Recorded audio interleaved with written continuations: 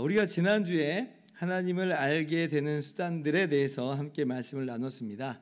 하나님께서 하나님 자신을 우리에게 알려주셨는데 두 가지 수단으로 알려주셨다 해서요. 첫 번째는 하나님께서 지으신 온 우주 만물을 통해서 다스리시는 그 우주 만물을 통해서 하나님을 알리셨고, 그리고 하나님께서 말씀으로 하나님 당신을 우리에게 나타내 보여주셨다. 이렇게 두 가지를 함께 우리가 나눴죠. 자, 오늘은 뭐냐면 하나님께서 그 하나님의 말씀을 기록하게 하셨다는 거예요. 기록하게 하셨다. 그리고 그것이 바로 우리 손에 들려진 성경이다라고 하는 것입니다. 그래서 우리가 오늘은 성경에 대해서 함께 말씀을 살펴보려고 하는데요. 오늘 우리가 그 벨직 신앙고백서의 분량으로 하자면 굉장히 길어요. 우리가 한 항목에 하나씩 살피는 게 일반적인데, 그런데 좀 제가 이건 한꺼번에 그냥 가는 게 좋겠다 해가지고 3항부터 쭉 그냥 7항까지 다 기록을 했고, 오늘 그렇게 마치도록 하려고 합니다. 좀 길지만 다 읽을 거예요. 그래서 아이고 이거 뭐야 눈에 안 들어와 하지 마시고 읽으면 다 들어옵니다. 네, 그렇게 따라오시면 될 것 같습니다. 자, 그럼 3항을 먼저 봅시다. 3항, 기록된 하나님의 말씀. 제가 앞부분을 읽을게요. 우리는 이 하나님의 말씀이 사람들의 뜻으로 보내지고 전달된 것이 아니라 베드로가 말하고 있는 바와 같이 하나님의 거룩한 사람들이 성령에 의해 감동되어 말씀하셨던 것이라고 고백합니다. 자, 그리고 여러분 읽습니다.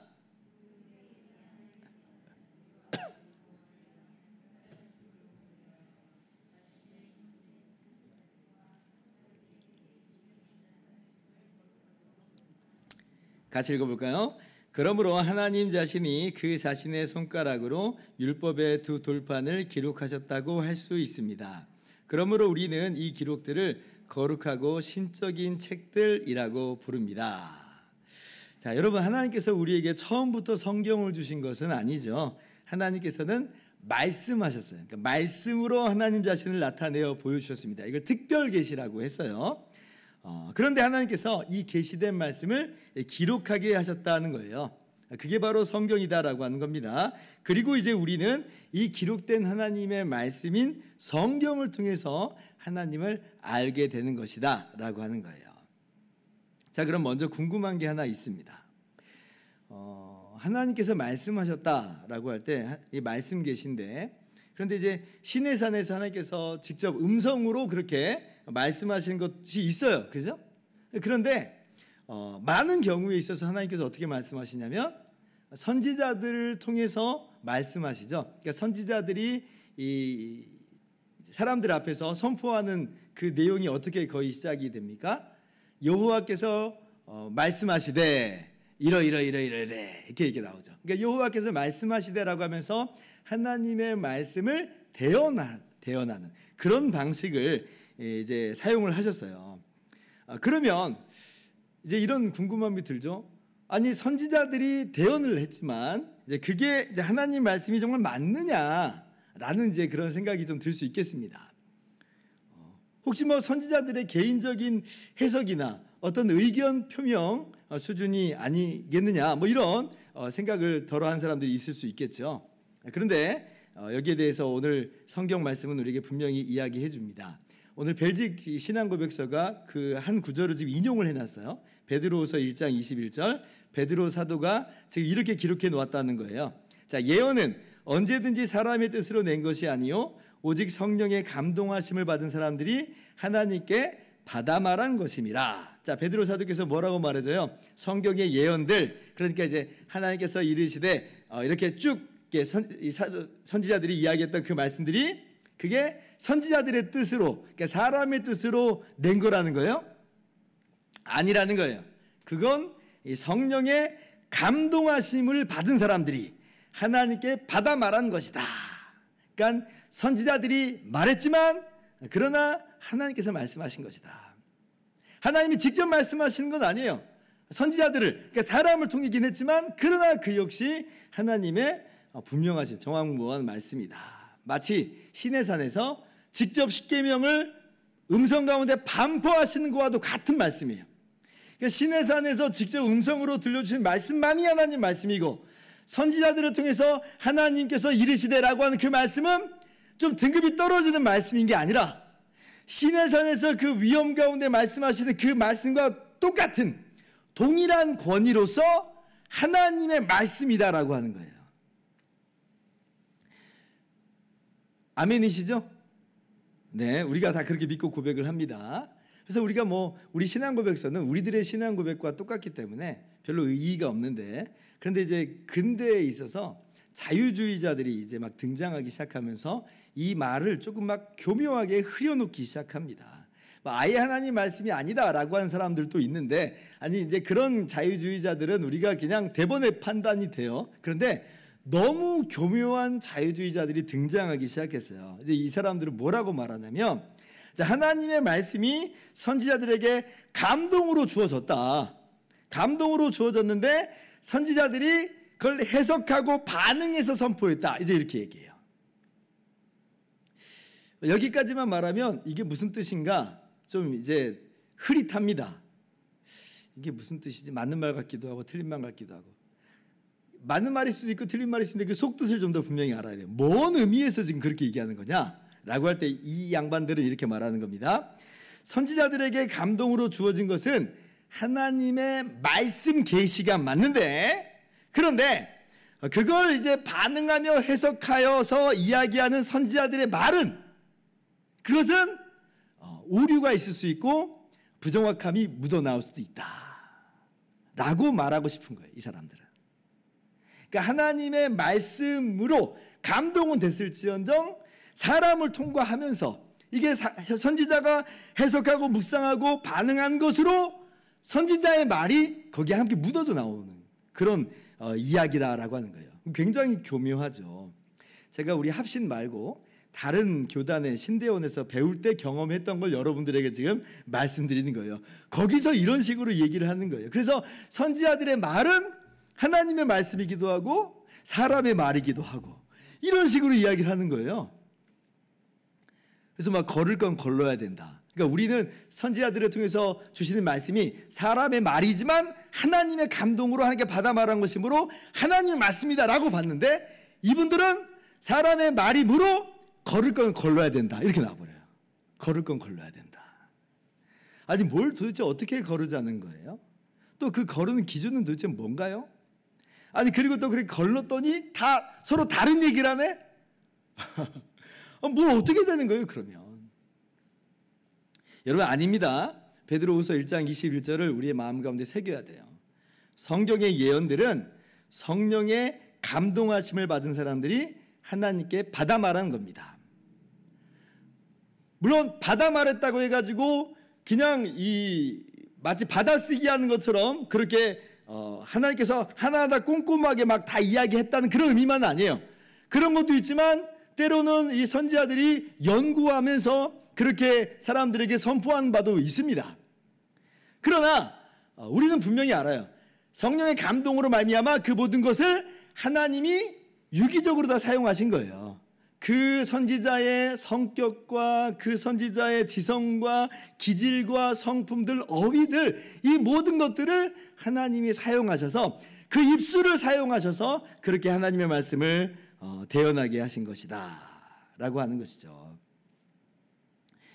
그래서 우리가 이제 선지자의 입술을 통해서 선포되는 말이지만 여호와께서 이르시되라고 하는 이 모든 말씀들은 그 표현에서도 볼 수 있듯이 정확무오한 하나님의 말씀이다. 이게 단순한 인간의 반응 그 정도 수준이 아니라 이건 역시 하나님 말씀이다.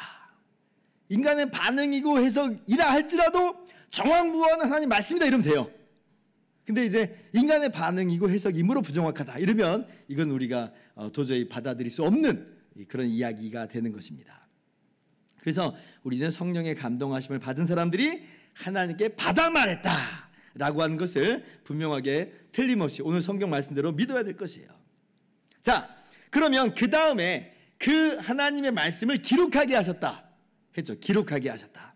그러면 이제 그 기록 과정은 어떻게 되느냐? 그게 또 궁금합니다. 쓸 때도 그러면 하나님의 감동하심이 있는 거냐? 그래서 하나님의 말씀이다. 이 기록이 하나님 말씀이다라고 이야기할 수 있는 거냐? 라고 말할 때 어때요? 하나님의 말씀이다라고 분명히 말할 수 있다는 겁니다.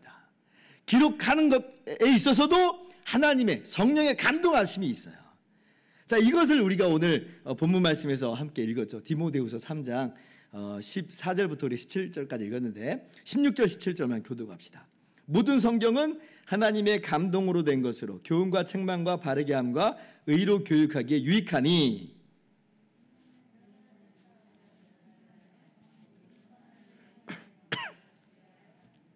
자, 아까 베드로후서에서는요, 성경의 예언이, 그러니까 선지자들을 통해서 선포된 게 말이 성령의 감동하심을 받은 사람들이 하나님께 받아 말한 거다라고 이야기했는데, 자, 디모데후서는 뭐까지도 지금 이야기하는 거예요? 모든 성경이, 즉 이제 성경이라고 하는 건 기록이잖아요. 기록. 그 기록된 하나님의 말씀에 대한 기록 역시도 뭐라는 거예요? 하나님의 감동으로 된 것이다. 그러니까 베드로후서와 이 디모데후서는 같은 걸 이야기하는 거지만 약간 초점의 차이가 있어요. 베드로후서는 말에 대해서 이건 하나님의 감동이다, 감동으로 말미암은 거다라고 이야기하는 거고, 디모데후서는 그 말을 기록하는 것에 있어서도 마찬가지로 뭐다? 하나님의 감동으로 된 것이다 라고 지금 이야기를 하는 거예요. 그래서 말씀은 하나님의 말씀인데, 말은 하나님의 말씀인데, 근데 기록 과정에서 뭐 사람의 뜻이 개입되고 그러고 그런 게 아니라는 것입니다. 물론 이것도 이 다양한 저자를 하나님이 사용하셨죠. 그 저자의 생각과 지성과 어휘와 문체들을 사용하셨습니다. 그래서 무슨 받아쓰기처럼 기록한 것도 있지만 그렇지 않은 부분들도 있어요. 그래서 성경 66권을 보면 이 저자들의 각자의 개성이 묻어 나와요. 그러나 그럼에도 불구하고 이것은 하나님의 감동으로 된 것이다. 이 성경 기록된 이 말씀이, 이 기록도 하나님의 감동으로 된 것이다. 그러므로 이 성경은 우리가 무엇이라고 말하냐면 성문화된 말씀 계시다. 그러니까 성문화된 특별 계시다라고 우리가 말을 하는 거예요. 만약에 하나님께서 말씀하시는 그 말씀은 하나님의 말씀이라고 할지라도 기록 과정에서 뭔가 오염이 되고 뭔가 엉뚱한 게 섞여 있다면, 그러면 이 성경을 기록된 하나님 말씀이다, 성문화된 말씀 계시다 말은 못하죠. 그러나 디모데후서가 분명히 말하잖아요. 모든 성경은 하나님의 감동으로 된 것으로, 선포되는 것뿐 아니라 기록된 것도 하나님의 감동으로 된 것이니 우리는 분명하고도 확실하게 이 성경은 기록된 하나님의 말씀이다 라고 분명히 이야기할 수가 있는 것이에요. 그래서 우리 벨직 신앙고백서는 뭐라고 말해요? 선지자들과 사도들로 하여금 하나님의 말씀을 기록하게 하신 것을 마치 하나님이 시내산에서 율법을 하나님의 손으로 써주신 것처럼 그렇게 하나님께서 자신의 손가락으로 기록하신 것과도 같다. 사도와 선지자들이 마치 하나님의 손가락과도 같다는 거예요. 받아쓰기는 아닌데, 그러나 하나님께서 그들을 유기적으로 영감시키셔서 기록하게 하셨다. 그리고 그 성경이 뭐예요? 우리 손에 이렇게 들려 있는 것입니다. 그래서 우리는 이 하나님의 말씀인 성경을 읽을 때마다 어떠한 마음과 어떤 자세를 읽는 거냐면 마치 시내산에서 말씀하시는 하나님의 그 위엄 있는 말씀을 듣는 것처럼 하나님의 말씀인 성경을 읽고 듣는 겁니다. 자, 다시 한번. 아까 하나님께서 직접 우레와 같이 말씀하신 거하고 선지자들을 통해서 말씀하신 그 말씀하고 그 권위가 전혀 차이가 있지 않다고 했어요. 선지자들의 입술을 통해서 대언된 하나님 말씀도 그렇게 우렁찬 하나님의 말씀으로 권위 있게 들어야 된다고 했어요. 그러면 자, 모든 성경은 하나님의 감동으로 된 것으로 라고 했어요. 그러면 우리가 성경을 읽을 때도 어떻게 들어야 된다는 거예요?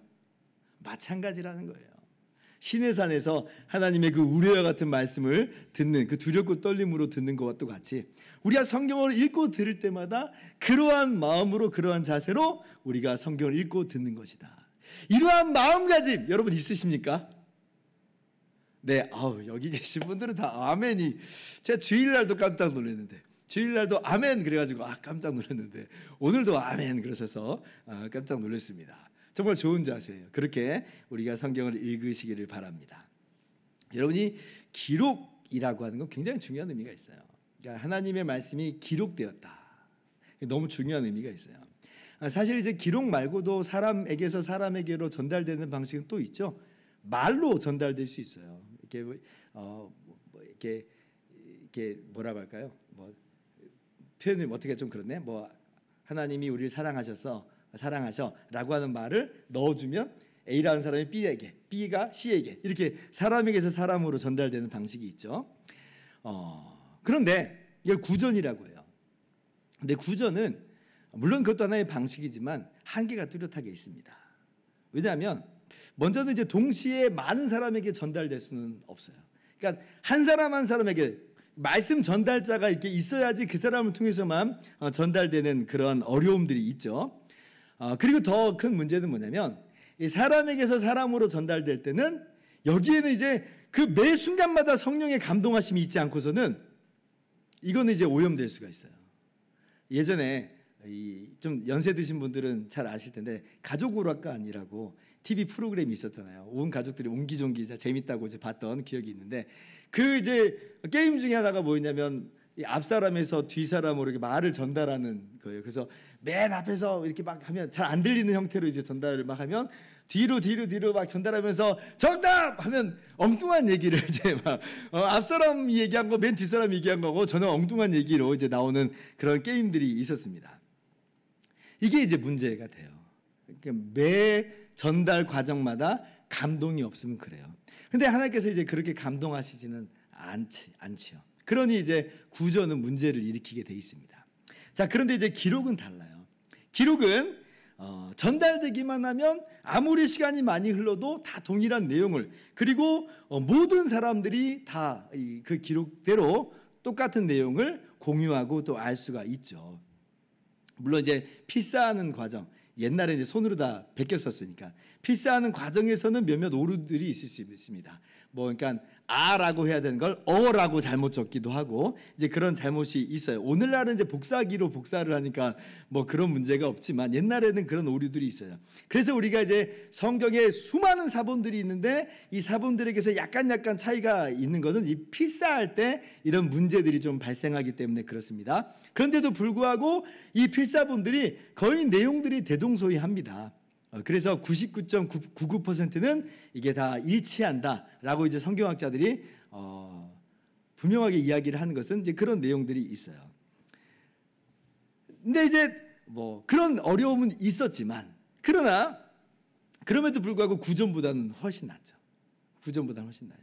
그래서 우리가 흔히 말하기를 성경은 이제 원본엔 오류가 없다. 근데 필사본에는 이런 이제 사소한 문제들이 좀 개입되기도 한다. 그러나 99.99%는 아무런 문제가 없다라고 이제 우리가 그렇게 이해하면서 받아들이는 거죠. 그래서 이 기록에는 의미가 있어요. 하나님께서 왜 기록하게 하셨는가? 이제 그런 의미가 있는 거예요. 이 기록을 통해서 동시에 많은 사람들이 또 시대와 시대를 거쳐서 동일한 내용을 하나님 말씀을 듣도록 하는 거예요. 그래서 앞사람과 뒷사람의 차이가 없도록 문제가 없도록 이제 그렇게 기록을 하게 하셨다라고 하는 거예요. 그래서 이 하나님의 이 말씀이 기록된 하나님 말씀인 성경의 의미는 굉장히 중요하고 그렇기 때문에 이제 반대로 이제 한편으로 이런 거예요. 누구든지 이제 우리가 변명하거나 핑계를 댈 수는 없습니다. 왜냐하면 하나님의 말씀이 이렇게 가까이 있거든요. 모든 민족에게 모든 사람에게 성경이 지금 전달되고 있거든요. 그러니까 변명할 수는 없죠. 구전으로 내려갔다고 한다면 못 들었어요 이럴 수 있겠는데 근데 이제 기록이 되어 있는 상태에서는 이제는 모든 사람들에게 모든 민족에게 모든 시대에게 광범위하게 지금 제공되고 있기 때문에 변명하거나 핑계를 댈 수 없다. 그래서 이제 오늘날도 이제 성경을 그 종족의 말로 그렇게 번역하는 이 선교사들이 많이 수고를 하고 있습니다.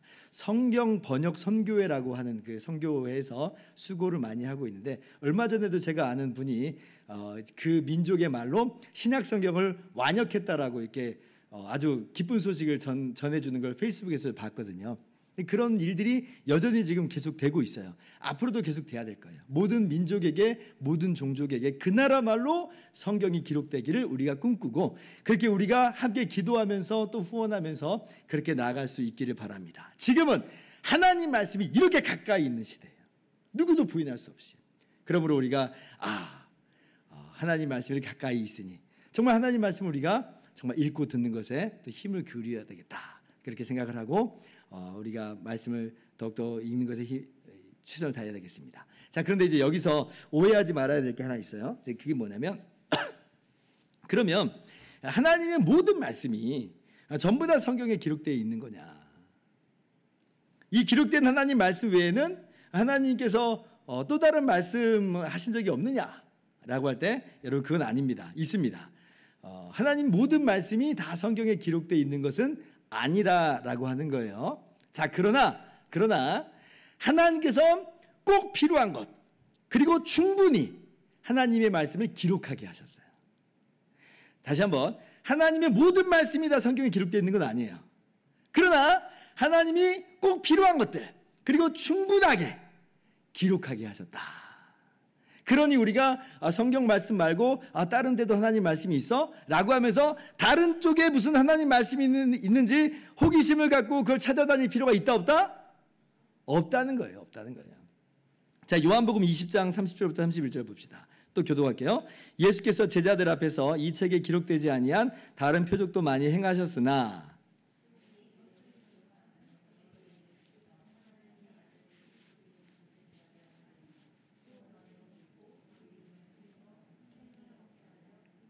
아멘. 자, 예수님이 하나님의 말씀이시죠.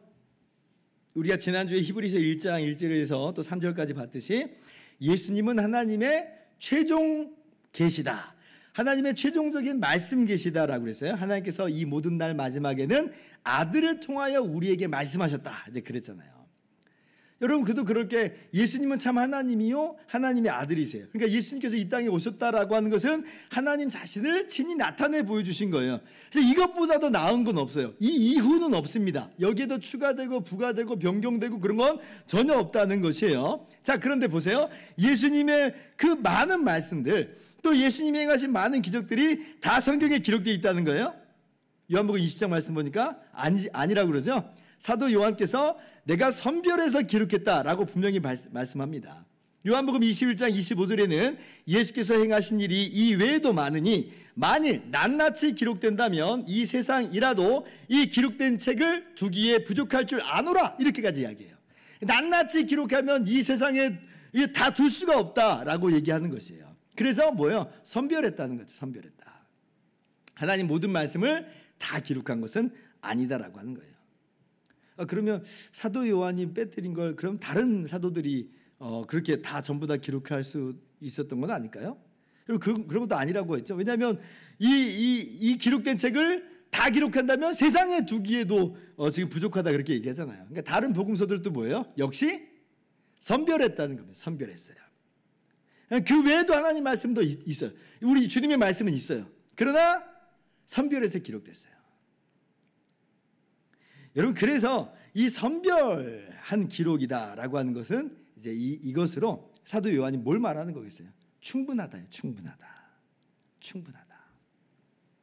꼭 필요한 것들이다. 다른 것들을 찾아다닐 그런 호기심을 가질 필요는 전혀 없다는 것입니다. 그래서 우리는 이 선별된 기록, 하나님의 말씀 성경을 통해서 예수 그리스도를 분명히 알 수 있고, 그리고 예수 그리스도를 통해서 하나님을 알 수 있게 된다는 것이에요. 그래서 우리가 유일하신 참 하나님과 그가 보내신 자 예수 그리스도를 아는 것으로 우리가 영생을 얻는 거예요. 그 성경은 우리의 구원을 위해서 꼭 필요하고 충분합니다. 충분해요. 그래서 오늘 이 디모데후서 3장 15절에 뭐라고 말씀했어요? 또 어려서부터 성경을 알았나니 성경은 능히 너로 하여금 그리스도 예수 안에 있는 믿음으로 말미암아 구원에 이르는 지혜가 있게 하느니라 그랬죠. 그러니까 이걸로 충분하다는 거예요.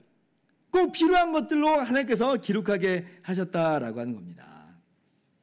그리고 우리가 하나님의 자녀요 백성으로 사는 것에 있어서도 역시 하나님의 이 기록된 말씀, 선별된 이 말씀으로 충분하다.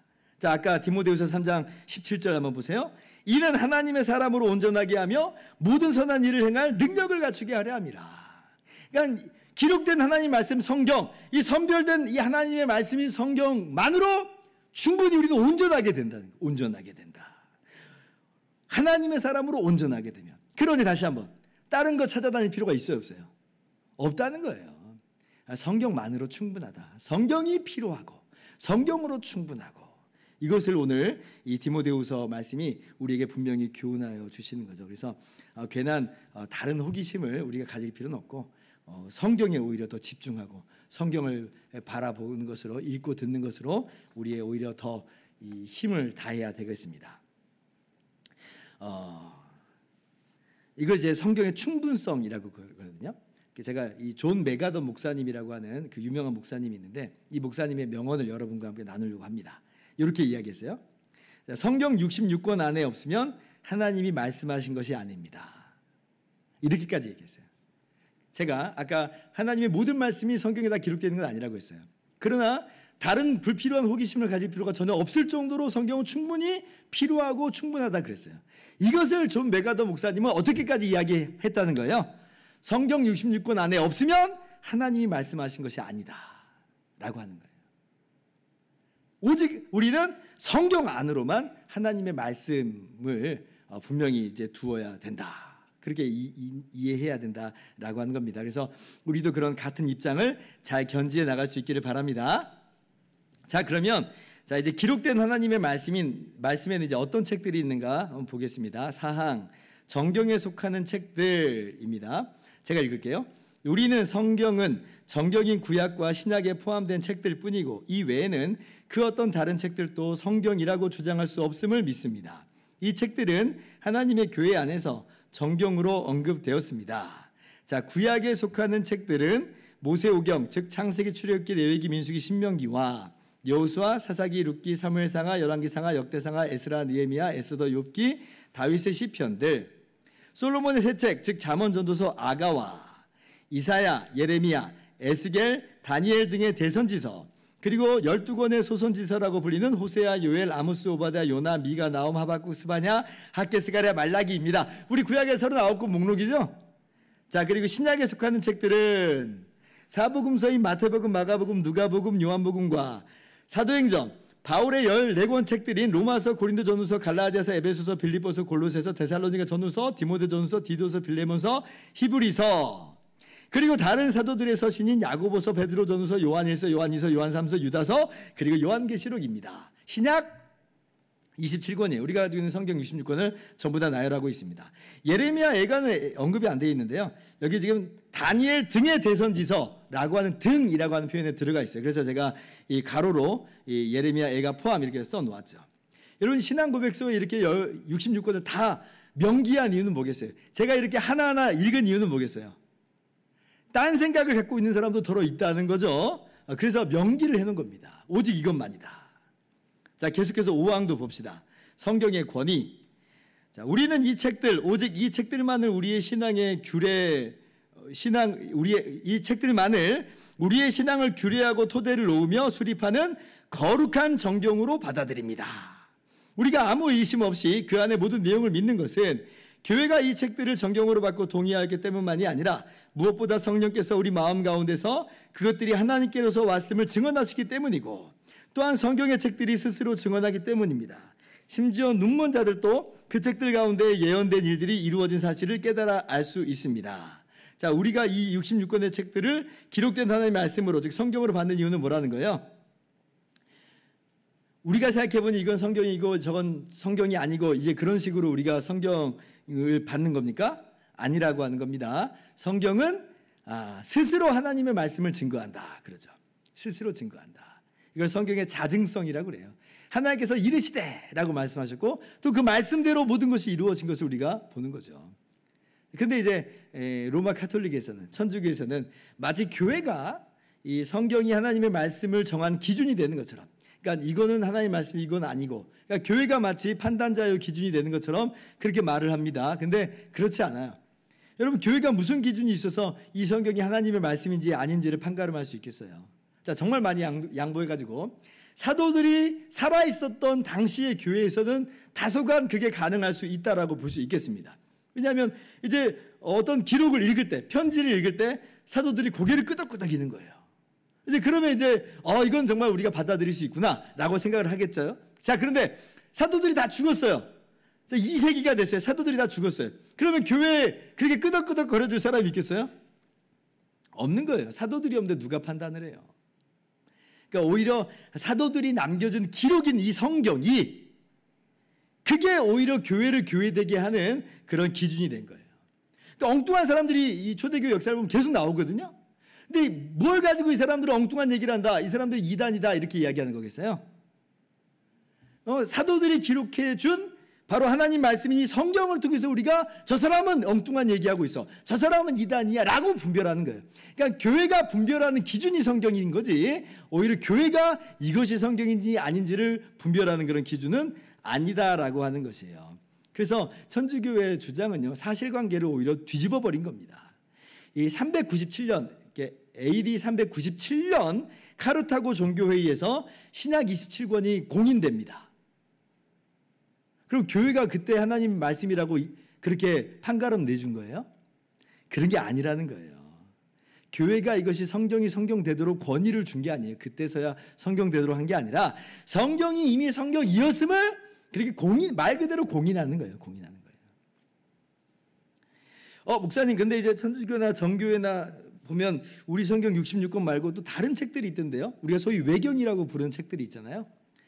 맞아요. 외경이 있는데 그건 어떻게 이제 있게 된 거냐면 그 구약 39권의 헬라어 번역 성경인 70인역 성경이라고 있습니다. BC 3세기 때 번역이 됐어요. 예수님이 태어나시기 이전에 이미 번역된 거예요. 근데 그 70인역 성경을 보면 그 목록에 39권 외에 이 목록들이 딸려 들어와 있어요. 그래서 이제 이것들을 외경이다 그러고 로마 카톨릭이나 또 정교회나 여기서는 또 이제 권위 있게 받아들입니다만은, 그러나 우리는 이제 그렇지 않습니다. 유대교, 우리와 똑같이 구약 성경을 하나님의 말씀으로 지금 받아듣고 있는 유대인들도 오직 구약 성경 39권만을 정경으로 인정을 합니다. 우리도 마찬가지로 39권만 인정을 하고 그 외에는 외경이라고 하는 거예요. 외경이다. 제가 알고 있기로는 천주교나 정교에서도 성경이라고까지는 얘기 안 하는 걸로 알고 있어요. 그런데 이제 성경에 준하는 권위를 줘버린 게 문제예요. 근데 여러분 그렇지 않습니다. 성경에 준하는 권위를 주면 안 돼요. 우리 이제 선배님들의 고백을 우리가 함께 또 읽어봅시다. 6항 정경에 속하는 책들과 외경에 속하는 책들의 차이.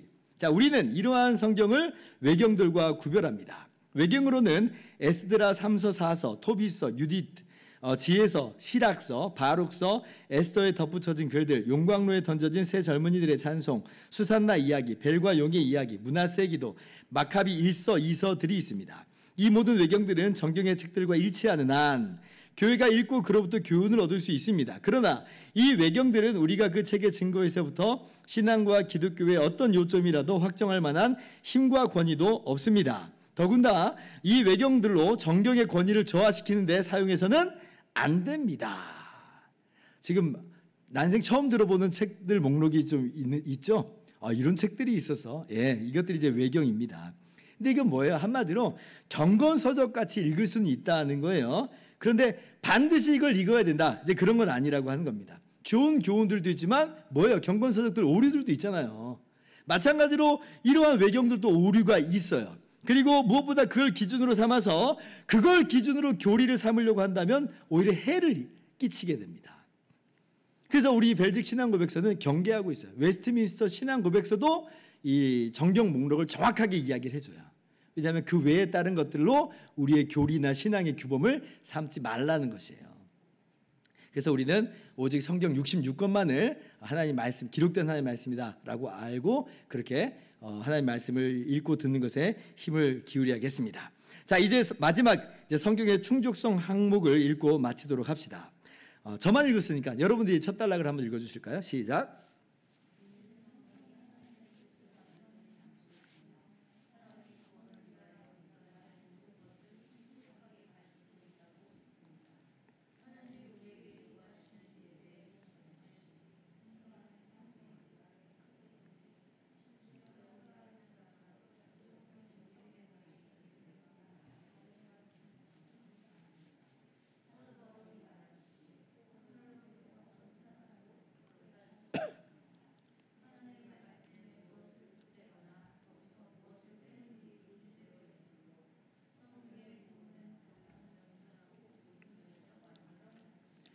사람이 쓴 글은 그 저자가 아무리 거룩한 사람이라 해도 성경과 동등한 가치가 있는 것으로 여겨서는 안 됩니다. 또한 관습이나 혹은 다수에 속한 것이나 오래된 것, 시대와 사람들을 거쳐 전승된 것, 종교회의들, 칙령이나 법규 등을 하나님의 진리와 동등한 가치가 있는 것으로 여겨서도 안 됩니다. 하나님의 진리는 모든 것 위에 있기 때문입니다. 또한 사람은 모두 다 거짓되고 있김보다 가볍기 때문입니다. 마지막 같이 읽습니다. 시작. 따라서 우리는 이 무오한 규칙과 일치하지 않는 것은 무엇이든지 심중에서 배척합니다. 이것은 사도가 우리에게 가르친 것이기도 합니다. 영들이 하나님에게로부터 왔는지 시험해보라. 마찬가지로 만일 누가 너희에게 와서 이 교리를 전하지 않거든 그를 너희 집에 받아들이지 말라. 자, 성경의 충족성 부분은 제가 앞서서 다 이야기했던 내용들입니다. 제가 성경의 충분성 이야기를 했잖아요. 아무리 역사가 있다고 해도, 아무리 많은 사람들이 말한다 해도 우리의 기준은 뭐예요? 오직 성경, 전체 성경이에요. 그러니까 성경이 기준이 되어서 성경으로 판단할 일이지 전통으로 성경을 판단할 일은 전혀 아니라라고 하는 겁니다. 그래서 종교교육의 모토가 뭐냐면 오직 성경, 전체 성경이에요. 오직 성경. 그것이 모토가 돼서 바른 진리를 선포하게 되었고, 그렇게 해서 우리 개신교가, 우리 기독교가 바르게 이제 자리매김을 해서 우리에게까지 이르게 된 것이에요. 그래서 우리는 오직 성경 너무 중요하게 여겨야 돼요. 전체 성경 너무 귀하게 여겨야 되죠. 그래서 다시 한번 이 성경을 하나님 말씀으로 알아. 그렇게 우리가 두렵고 떨림으로 그리고 이 기쁨과 감사로 읽고 듣는 일에 힘을 다해야 될 것이에요.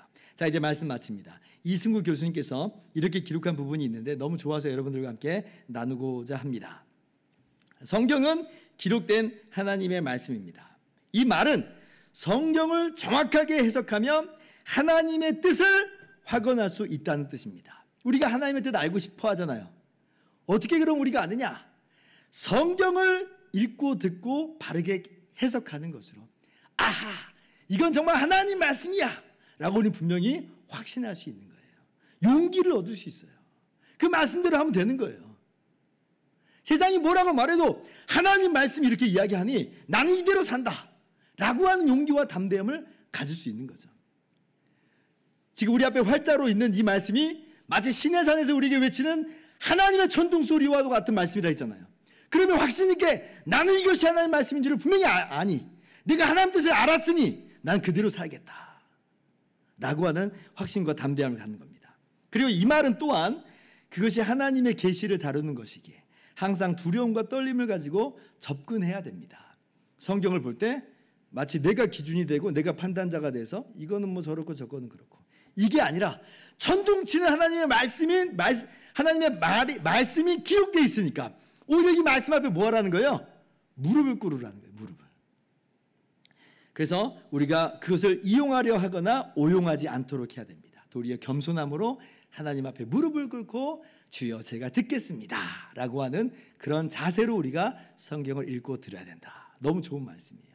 그래서 오늘 우리가 성경에 대해서 함께 이 신앙고백서를 나눴는데 이 디모데후서 3장 14절부터 17절 말씀 꼭 기억합시다. 이 성경은 하나님의 감동으로 된 것으로 우리의 지혜에 있어서 충분하고 그리고 우리를 온전하게 있는 것에서도 충분하고 성경이면 된다.